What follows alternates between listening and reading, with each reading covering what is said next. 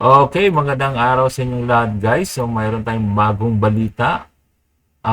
Isa sa mga state chairman ng MNLF Davao, walang iba si Sir Rolando Asismong Olamit, nanawagan na step down na dahil sirang-sira na imahe mo.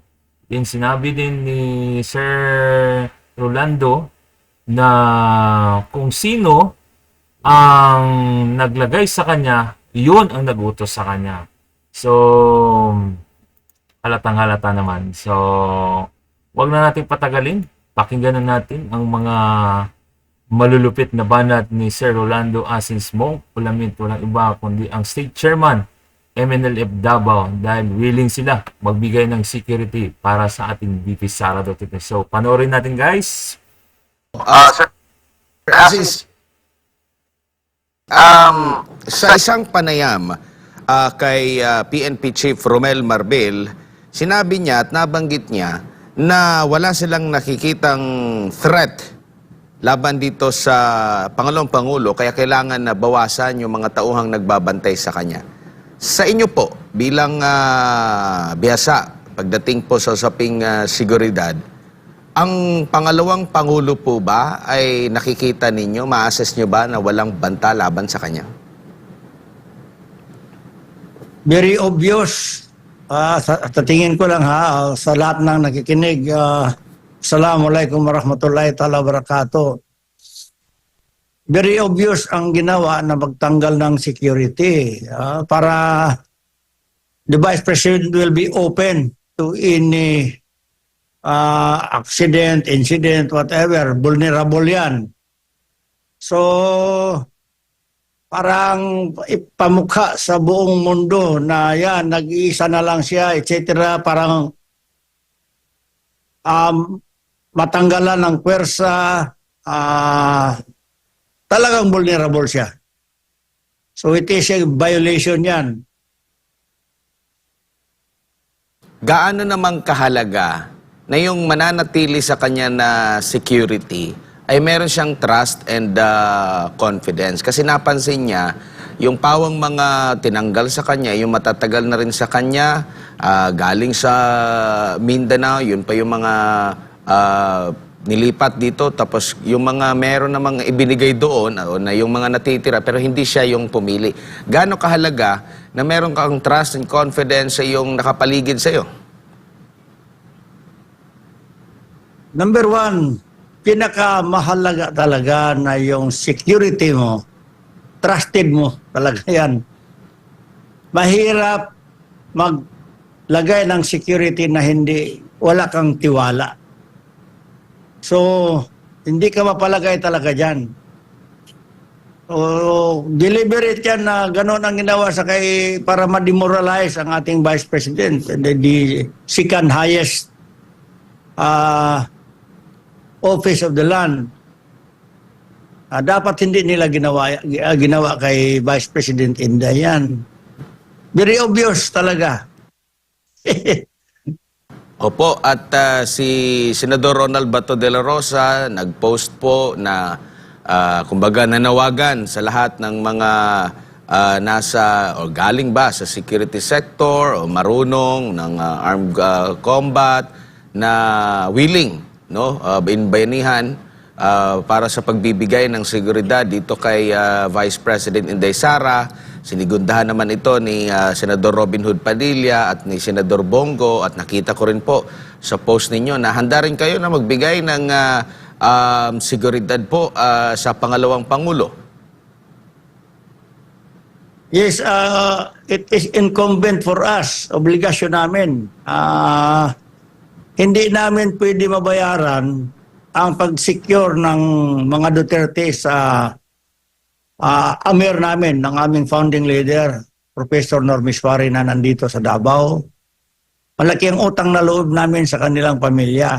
So, hindi kami pwede magpabaya. Kung kailangan nila kami, nandito kami, physically, kasama na mga prayers namin, na sana sa panawagan niya, pamilya niya, mother, mga anak, nandito ang MNLF. Ipatawag lang kami ni Vice President And we are ready. The MNLF is always ready for this one.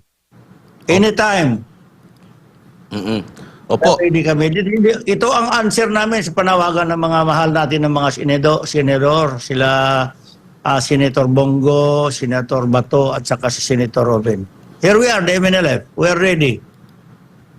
Opo. And ano naman po yung masasabi ninyo na ikinukumpara ng si VP Sara kay dating Vice Presidente Leni Robredo? Meron bang pagkakahalintulad kung i-assess mo kung pagdating sa seguridad, saan ba ang mas nangangailangan ng seguridad dahil sa kanilang mga stand?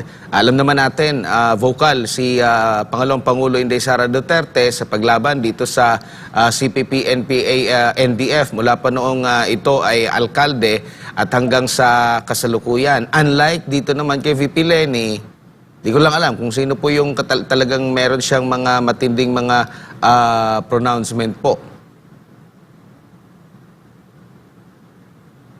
Very dangerous kasi kaya nga nasabi ko vulnerable ang ating mahal na Vice President kasi very loud, very vocal ang ating Vice President against kasi PPNPA, mga kapatid natin dyan sa kabila.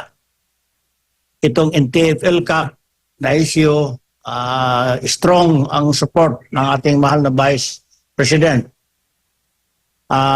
Kaya siguro deliberate na tinanggalan ng security para ayan na, ambusin nyo na yan. So, kasi threat siya, hindi politically, threat talaga siya. As sabi according to the Vice President, obvious naman, wala namang iba, designated survivor yan. Whether we like it or not, she will be the next president. Kung talagang magkaroon ng patas na eleksyon. Kaya parang desperado na. O wala nang security yan. She is open. So, deliberate yan. Pero nandito naman tayo. O kaya, ito, samantalahin ko na ito. Panawagan, calling all Mindanaoans, especially in Davao City, let's all unite for justice and restore confidence sa ating mga kapulisan, sa police force. Let's all unite and kailangan natin suportahan ang ating mahal na Vice Presidente. At sa hanay naman ng mga kapulisan, kung kailangan ninyo ang support namin, we will support na maayos natin ito sa anumang bagay. Siguro I will rather recommend. Marami namang pwedeng maging chief PNP dyan na may alam ng batas, na may background ng law. Dapat the organization of the Philippine National Police maghanap ng magaling, may alam sa batas, ang maging chief PNP. Si General Marbel, nawala na yung kuwan niya eh. Nawala na yung trust ng taong bayan sa kanya sa nangyari ngayon. Balik sa iyo, Alvar. Opo. Sir, itong, nagpalabas din po ng mensahe ng pagpapasalamat itong si VP Sara Duterte sa lahat po ng mga natatanggap niya na mga suporta, no? Kabilang na ang mga senador, kayo rin po, nabanggit niya dito, sabi niya, huwag kayong mag-alala sa akin at hindi ninyo kailangan mag-ambag ng pera para sa security ko. Ang pagtatrabaho sa pamahalaan ay pag-aalay ng buhay para sa bayan. Alam nating lahat ng bahaging ito ng serbisyo. Isa lang ang hiling ko sa inyo, ang kaligtasan ng aking pamilya. Huwag ninyong payagan ang anumang karahasan sa aking ina, asawa at 4 na anak, personal man o sa internet. At kung sakali man, huwag ninyong palampasin ang sinumang gagawa ng kapahamakan laban sa kanila. Sa kabila ng maraming mga positibong pagbibigay tugon sa panawagan na ito na magkaisa para sa proteksyon, patuloy na nagiging mapagkumbaba ang Pangalawang Pangulo. Actually, nung una pa niyang statement na pagkumpirma na tinanggalan siya ng security, nabanggit na niya doon na hindi naman maapektuhan yung kanyang trabaho, no, as vice presidente matapos siyang mag-resign nga. Pero yun nga yung ikinainis niya dahil gusto na niyang tuldukan yung issue, yet tuloy-tuloy pa rin itong mga sinasabi niya na kasinungalingang pinagsasabi nitong si Romel Marbel, Sir Asis. Yun na nga, nakikita ko at narinig ko rin na yung halimbawa, nagpadala ng sulat na ganon. So kaya nasabi ng ating Vice Presidente, sinungaling siya. Mhm. So, siguro malakas masyado yung boss ni Chief PNP Marbel na wala siyang magawa except to obey. Dapat kung ano ang mandato ng PNP, hindi siya dapat ma-influensya ng any political movement. It's obvious ito, political harassment talaga yan. So sad, nakalulungkot itong nangyari sa ating bayan ngayon. Opo. Sir Asis, bilang panghuli, bago si partner Jay, nakikita niyo po ba yung pangyayari doon kay dating Pangulong Donald Trump ng Estados Unidos? Maaari ding mangyari.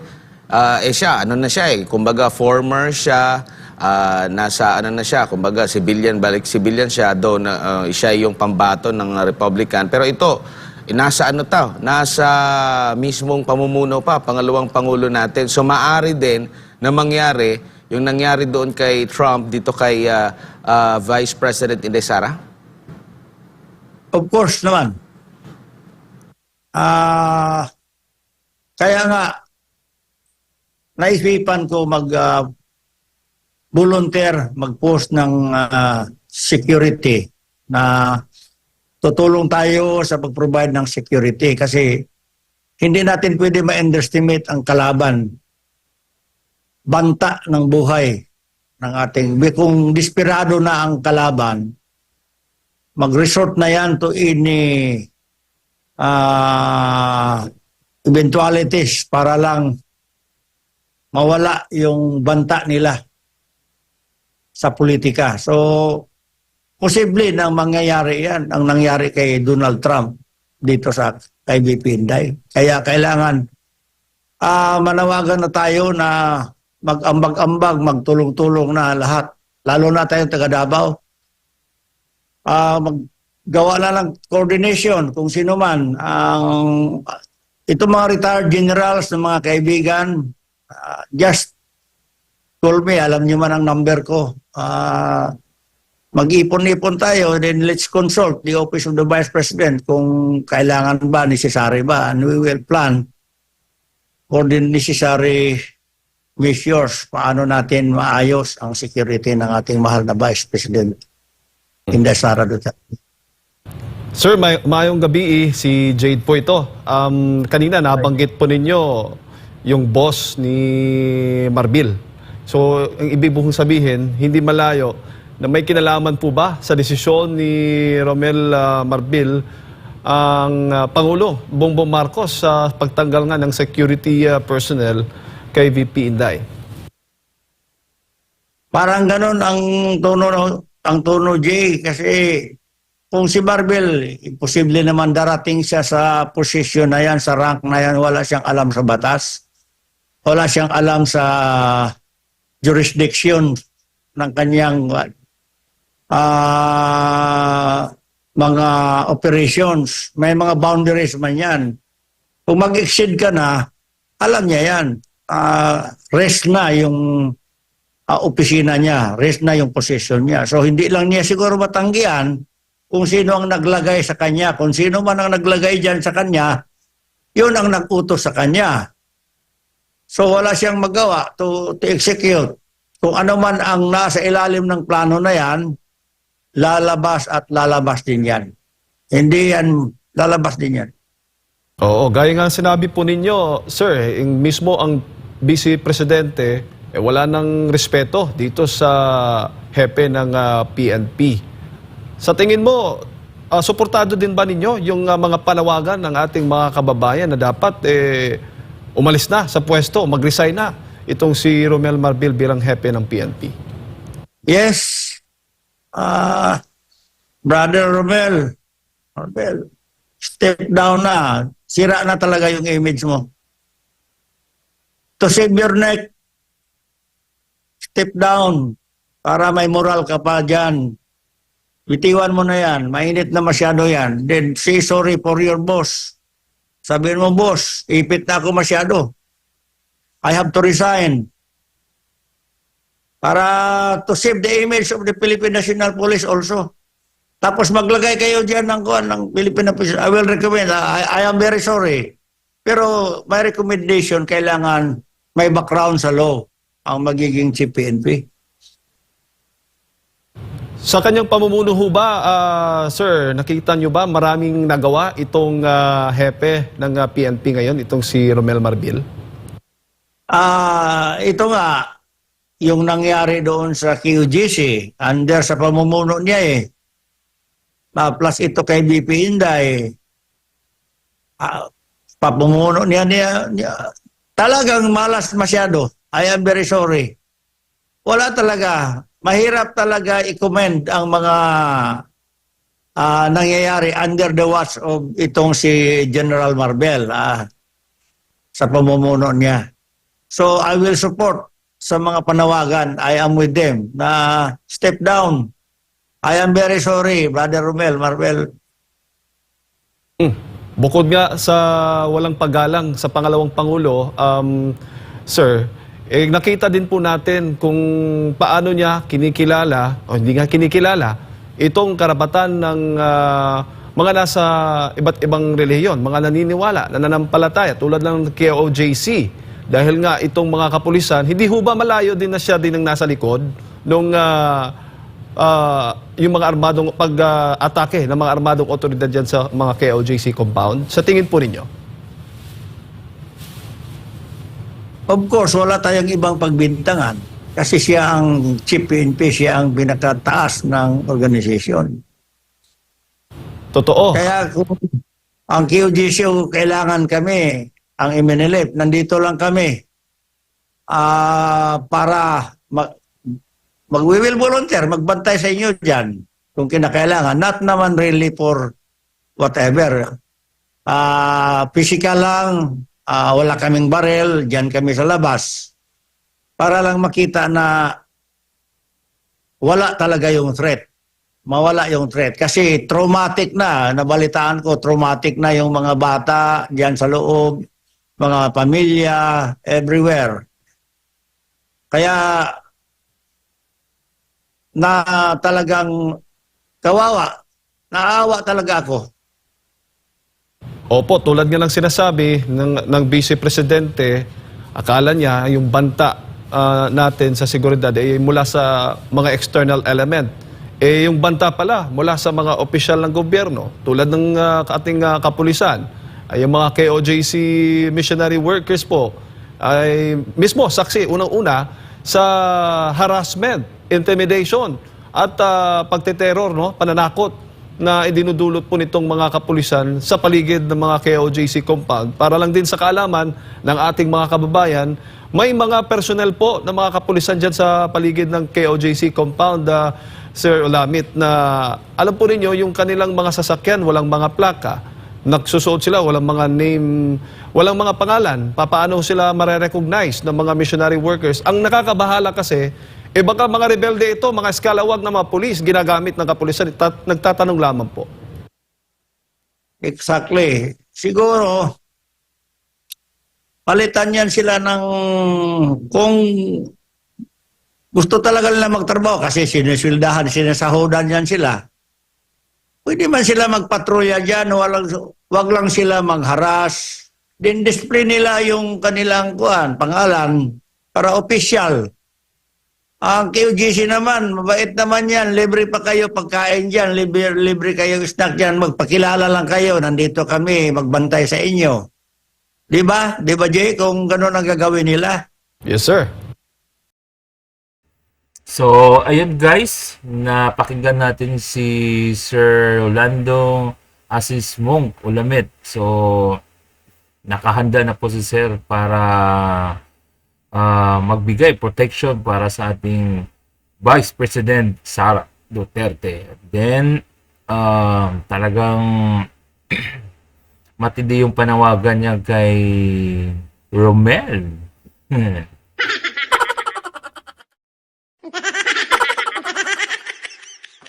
So, ayun, step down na lang dahil sirang-sira na po ang imahe nyo, Sir Romel. So, yun, doon nagtatapos yung video natin. So, kayo na pong umusga sa mga pinagagawa ni Romel.